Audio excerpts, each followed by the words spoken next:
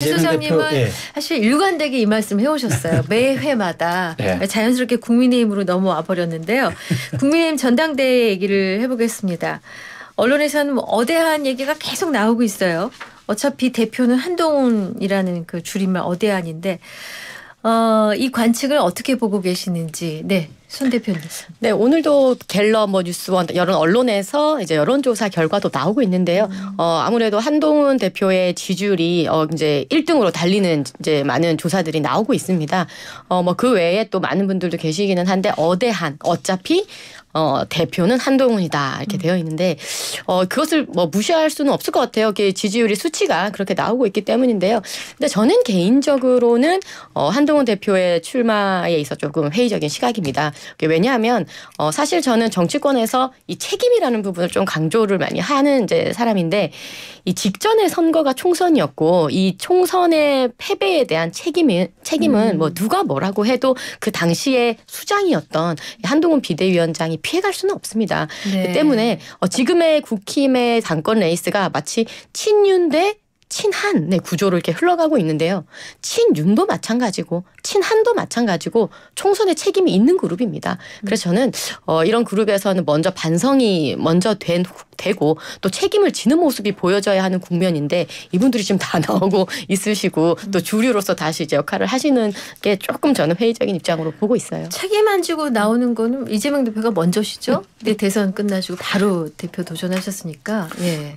저는 이제 예를 들어서 우리나라 정치사에서 대선을 패배하고 잠깐 잠거를 한다든가 아니면 외유를 간다든가 아니면 해외로 이렇게 이제 좀 나간다든가 그런 경우가 있지만 다시 출마한 사례들은 많아요. 예를 들어서 김대중 후보가 있었고 그리고 이해창 후보도 있었고 그리고 이제 홍준표 씨 같은 경우 그랬었죠. 2017년 대선에서 패배한 다음에 다시 이제 당대표 선거에 나와서 실제 당대표 다시 되셨었죠. 그래서 그리고 이제 이재명 대표도 이제 그런 경우에 해당하고 그래서 지금 민주당 계열이든 국민의힘 계열이든 뭔가 패배한 다음에 또 나온 경우는 많이 있고 그래서 좋은 성과를 낸 적도 있고 좋은 성과를 못 낸 적도 있는데 저는 정치라는 산업은 약간 결과로 책임지는 산업이라 생각을 해요. 그래서 총선 이후에 저는 이제 정치 분석을 좀 이렇게 지표로 하는 것도 좋아하면서 이제 같이 봤는데 윤석열 대통령 지지율이 팍 빠졌는데 어디가 가장 많이 빠졌는지 보면은 여러 가지 이념, 지형, 정당 지지율이 있는데 국민의힘 지지자와 나는 보수라고 답변하는 사람이 지지율이 가장 많이 빠졌어요. 그건 이제 ARS 쪽이든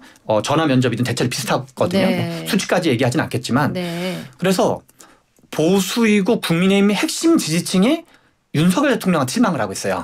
뭔가 무슨 중도가 실망하는 걸 떠나서 이 변동폭만 보면 그런데 그 사람들이 지금 상대적으로 어디를 지지하고 있냐 그러면 한동훈 비대위원장 전 비대위원장한테 윤석열 대통령 지지율은 확 빠지고 뭔가 좀 약간 그리고 잘 회복이 안 되고 있어요. 수치상으로 기술적인 변동이 약간 있긴 하지만 그래서 한동훈 전 비대위원장이 옳으냐 그르냐 유리하냐 불리하냐 무관하게 마음 둘 곳 없어 한다 그럴까요? 국민의힘 지지자들이 그래서 마음 둘 곳 없어 하는 그 허망한 마음, 허허로운 마음. 시조를 읊으시는 것 같아요. 그런 거를 약간 이제 이쪽으로 가고 있는 것 같아요. 그냥 우리 현상 자체를 분석하는 건데 그냥 이 제 3자적 관점에서 분석을 해보면 그래서 그리고 지금 얼핏 국민 여론조사에서는 유승민 씨가 상대적으로 높게 나오는 것처럼 보이지만 세부 내역을 보면 유승민 씨 지지율은 거의 대부분이 민주당 지지층과 조국혁신당 지지층이 유승민 씨를 해가지고 이제 우리 그 역선택 조합을 배제하면 국민의힘 지지자와 중도까지만 반영을 하거든요. 무당파까지만 그런 걸로 치면 정당 지지율과 그 유승민 씨 지지율은 거의 비슷한 걸로 나와요. 그래서 사실상 이제 아까 말씀하신 어대한 그리고 이제 그 어떤 국민의힘 지지층 자체의 그런 어떤 반영돼 있는 거야 가지고 그런 민심이 반영된 거여서 이거를 현실로 인정하는 거는 제가 보기에는 불가피한 것 같고 어떻게 할 건지 문제.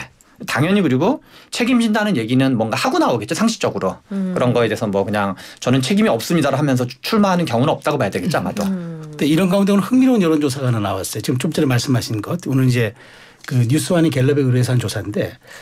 전체 지지층에서는 한동훈 위원장이 59가 그러니까 지지층에서는 59가 나왔고 전체에서는 27인데 그 2위를 원희룡 전 장관이었어요.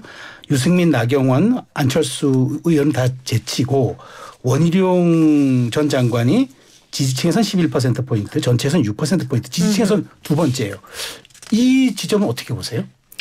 원희룡 전 장관은 이재명을 잡겠다 이렇게 해서 이제 계양구에 출마했던 이제 분이시죠. 그래서 당 입장에서는 사실상 원희룡 전 장관에게 어느 정도 이제 빚이 있다고 표현을 해야 될까요? 이제 그런 상황이고 또 원희룡 장관이 또 호기롭게 그렇게 용기 내서 험지로 나가셨기 때문에 그 부분에 대해서 당 지지자분들도 인정을 해주시는 그것이 수치로 나왔다라고 보여지고요.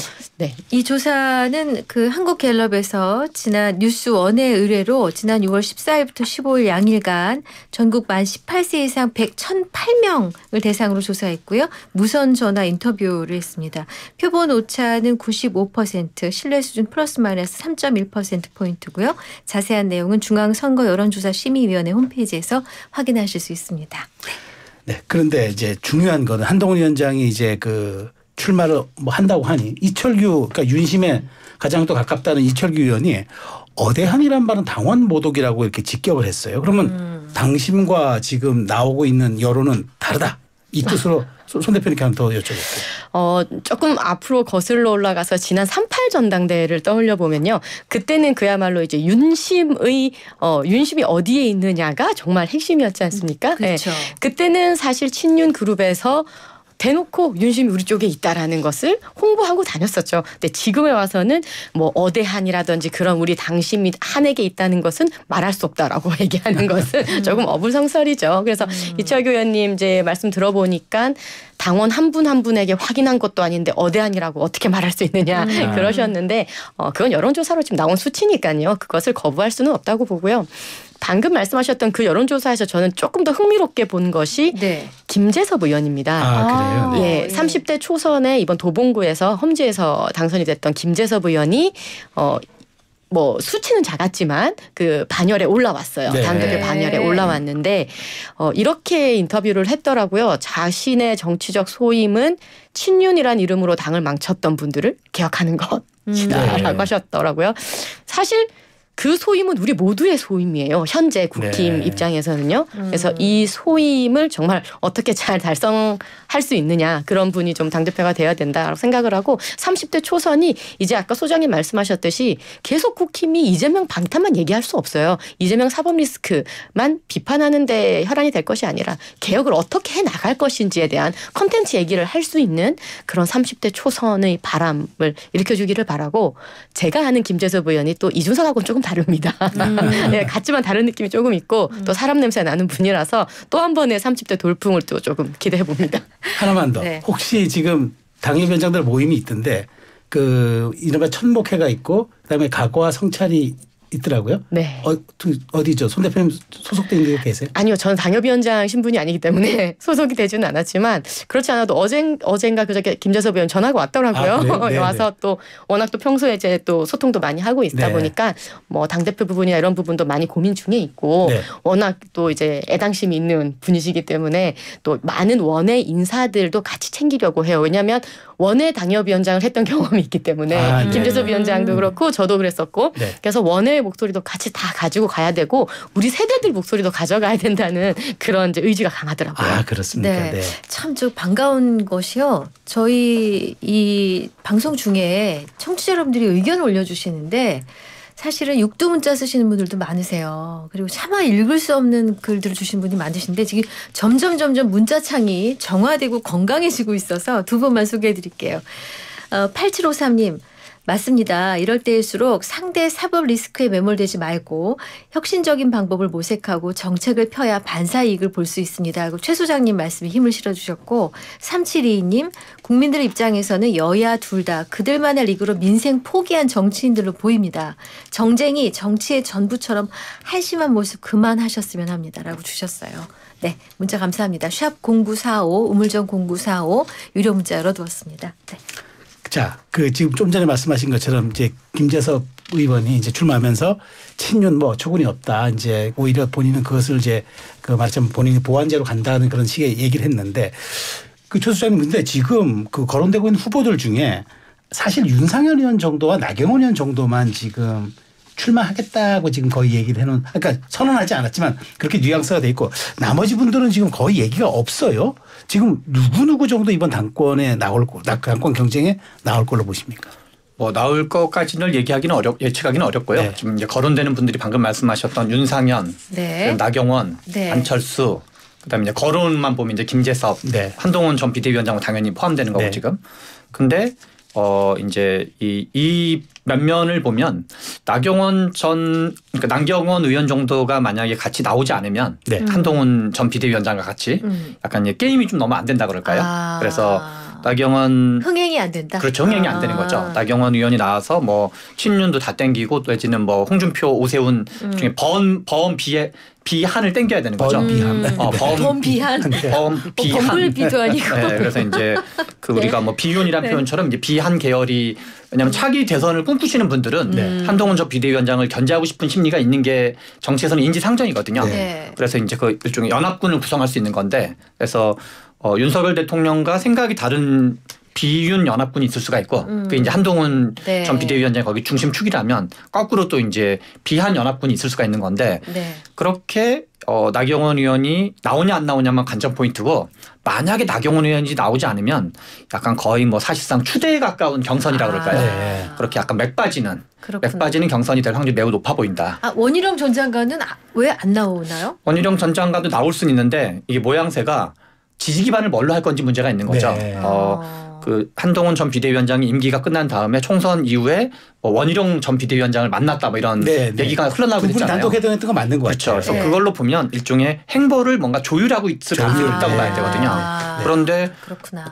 일종의 같은 편이 나와서 경선한다 뭐 이런 모양새가 되기 때문에 원희룡 전 그 장관 같은 경우는 지금 뭐 반년까지는 아니지만 윤석열 대통령 정부 시절에 장관을 했고 그리고 한동훈 장관과도 뭔가 한동훈 전 비대위원장과도 관계가 있는 그 약간 브릿지 역할을 할까요? 중간지대나 또는 다리 역할을 한다 그럴까요? 거기에 이제 있는 건데 이렇게 뭐 한동훈 전 비대위원장이랑 겨루는 모양새로 나오는 건 하진 않다고 봐야 되겠죠. 어떤 정치적 이치상. 제가 손 대표님께 이제 김재섭 의원 얘기 나서 하나 더 여쭤볼게요. 통화를 하셨다 그래서 사실 지금 대표 출마설도 있고 굳이 대표까지 가기보다는 최고위원 하면서 당에 건강한 매기 효과를 불러일으키는 게 더 중요하다는 그 얘기도 있어요. 혹시 통화하는데 대표와 최고위원 사이에서 말하자면 고심하는 뭐 그 흔적 좀 찾아보셨나요? 사실 뭐 이제 뭐 개인적인 그 일하긴 하지만 김재섭 의원이 당선되는 그 날 그 순간 제가 전화해서 재섭아 당대표 나가자라고 얘기했었던 적이 있기도 하고 또 오늘 기사 보니까 김웅 의원도 그런 식으로 얘기를 하셨다고 하더라고요. 사실 당 대표라는 게 상징성이 있다 보니까 당 대표에 한번 도전을 해보자라는 얘기는 서로 많이 주고받았는데 사실 최고위원 쪽으로는 그닥 생각은 안 하는 것 같아요. 당 대표로? 예, 당 대표 쪽으로 많이 좀 고민을 하고 있는 것 같고요. 아직 결정은 안 했지만, 그리고 무엇보다 이제 우리의 목소리를 좀 내고 좀 개혁할 수 있는 그런 걸 행동력 있게 한번 해보자라는 거에 일단 방점을 찍고 있는 것 같습니다. 그래서 지금 보면은 한동훈 위원장이 워낙 이제 어대한의 어떤 그런 이제 주류를 끌고 가고 있잖아요. 근데 재밌는 것이요, 친윤 그룹도 그렇게 이렇게 만만치 않은 그룹이에요. 조직력도 있고 지금 현재 현역 의원님들도 많이 계시고 그 말은 즉 조직력이 있고 당협위원장들이 어떤 그런 이제 조직력이 강하다는 건데요. 근데 왜 아무도 친윤의 주자로 나서는 사람은 없을까요? 얼마 전 나경원 당대표, 이철규 원내대표의 어떤 그런 스크럼이 한번 짜졌었는데 나경원 의원께서 고약한 프레임이다. 그러니까 불쾌하다고 반응했죠. 하셨었죠. 그래서 과연 이 친윤 그룹에서의 그걸 가지고 타워를 가지고 나오는 분이 과연 누가 될 것인지도 관전 포인트 같은데 김재섭 의원은 아무래도 그쪽은 확실히 아닌 것 같아요. 짧게 한 30초만. 그러면은 친윤의 주자로는 누가 당권 후보로 가장 근접해 있다고 생각하세요? 현재는 나경원 의원이 아니면 사실상 아무도 없을 가능성이 있는 거죠. 나경원 의원은 사실상 아무도 없다. 그 윤상현 의원, 그러니까 어차피 그 연합할 확률이 높다고 봐야 되는 거죠. 독자적으로는 별로 없고. 네, 그렇군요. 알겠습니다. 아이고, 벌써 약속된 시간이 다 돼가지고 여기까지만 해야 될 것 같습니다. 네, 이슈가 먼데이 지금까지 최병천 신성장 경제연구소 소장, 손수조 정책연구원 리더스 대표와 함께했습니다. 두 분 감사합니다. 좋은 말씀 잘 들었습니다. 감사합니다.